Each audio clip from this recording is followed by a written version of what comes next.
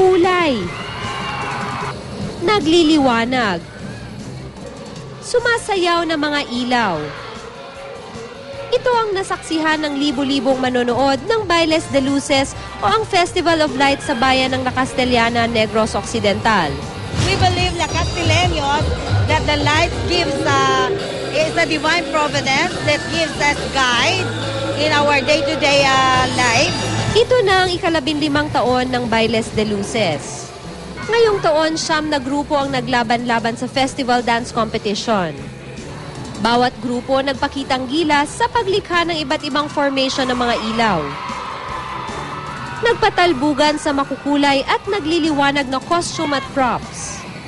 Pero sa huli, ang itinanghal na kampyon ang Barangay Talaptap at Kamandag sa barangay category. Ang Don Felix Robles Elementary School naman ang nagwagi sa elementary category. Happy! Ito kayo nag-champion kami! Well, actually, it's our first time to witness the Bailes de Luces here in La Castellana, and it's definitely an awesome experience. We'll definitely come back for more. Ayon sa mga taga-La Castellana, tunay raw na may ipagmamalaki ang Bailes de Luces. Malaki rin daw ang naiambag ng naturang pagdiriwang sa paglago ng turismo ng kanilang lugar. Bagay na kanila pa umanong mas pagbubutihin sa mga susunod na taon. Kaginang mga balita halin diri sa Negros Occidental. Ako si Gretchen Varela, balik sa iyo Arnold.